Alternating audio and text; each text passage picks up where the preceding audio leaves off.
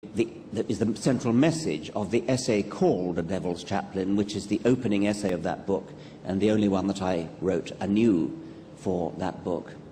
There has been a tendency for people to take the Darwinian theory of natural selection, which is how life came into being, and to apply it in human politics and human society as though the discovery of what is natural somehow makes it good and something that we ought to emulate in our politics and our society. Social Darwinism is a phrase that came into use. I think Herbert Spencer started it in the 19th century, and it became influential towards the end of the 19th century and the first half of the 20th century, for example, in the case of Hitler. The idea that because in nature the survival of the fittest is what puts together the hunting grace of a leopard and the equally graceful fleeing muscles and limbs of the antelope. Natural selection, the survival of the fittest, is what has put the natural world together. But if you try to say, therefore, we want to plan our society on Darwinian lines, the weakest go to the wall, the fittest survive, the strongest must win.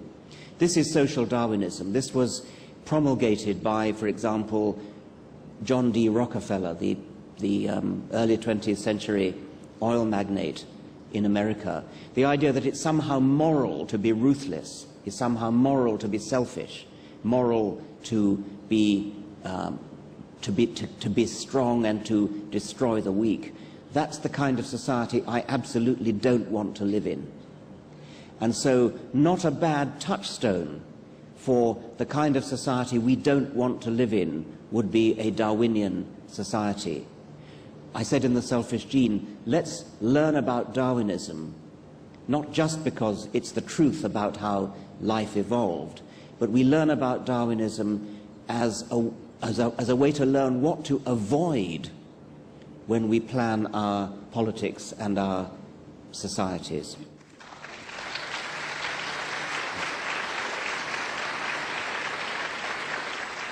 There's some questions here from the audience, if you don't mind. Let's get to them. From Antonio Cardoso Neto, do you have some theory about the origin of conscience, the so-called big problem, quote unquote? The origin of consciousness is the big problem. It's the hard problem. I don't have a theory about it. If I did, I would win the Nobel Prize. I think that it's philosophically difficult to even identify what the problem is. You could imagine a computer that, indeed, computer programs have been written that do very intelligent things like play chess, but I think nobody believes that when they're playing chess against a computer that it feels anything. They don't believe that it feels mortification when it misses a good move or something of that sort. So you can have intelligence without consciousness. Why do we have consciousness? Why do we have the sensation of redness? It's easy to see why we might have sense organs that distinguish wavelength of light. It's useful to distinguish light of different wavelengths. But why does it have to be red? Why does it have to have that peculiar red quality, which I can't describe to you, but I know what it is and you know what it is, because you have it inside your own head. We don't even know whether the way I see red is the same way you see red, and that's a philosophical chestnut which may never be answered. What is this idea of self-awareness, this feeling that there is a me lurking somewhere behind my eyes? The Greeks thought it was in your chest, by the way. There's an I, there's a me that's lurking inside me. There's a you that's lurking inside you. And I don't know what it's like to be you. I just guess that it must be a bit similar to being me. These are philosophically very difficult questions. As a biologist, a materialist, Darwinian biologist, I'm committed to the view that it all happens in the brain. It's created by the activity of neurons in the brain, but I'm as baffled as anybody else as to exactly how that happens. Teasing here from Paula Fadu. She wants to know if you're afraid of death. I'm not looking forward to the process of dying, mainly because, unlike my dog and your horse and your cat, I will not have the privilege of being able to go to the vet and be painlessly put to sleep. I want to die under general anesthetic, and because I'm human, I'm unique among species in not being allowed to do that. There is a widespread bigotry against euthanasia or assisted suicide, which means that most of us are condemned to suffer when we die, whereas our pets are allowed to die under a general anesthetic. So I am not looking forward to dying. As for being dead, I shan't miss life. As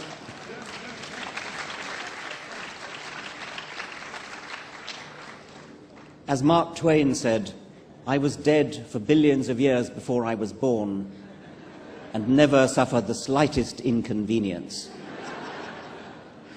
If I were told that I was going to die very soon, I would be deeply disappointed because I love life and I intend to go on loving life for as long as possible, so I would indeed be very disappointed. I don't think that's quite the same as fear. It is disappointment. If I were religious, I might very well be afraid of what was coming to me after death. I have an Australian friend who once rather irreverently and unkindly remarked that if you go into churches, you very often see very old people, and he expressed it as, I try to do the Australian accent, which may not come across the translation, cramming for the final.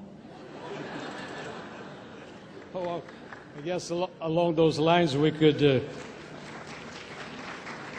as part of the fantasy world, if indeed you died and all of a sudden you found yourself in front of God, what would you tell him?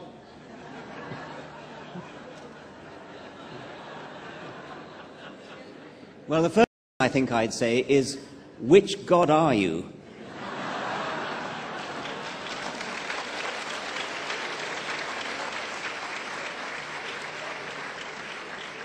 Are you Baal or Zeus or Thor or Wotan or Mithras or Apollo or an Aztec god or a Maori god, Australian Aboriginal god? So the next thing I would say is what Bertrand Russell said when asked a similar question, not enough evidence, God, not enough evidence.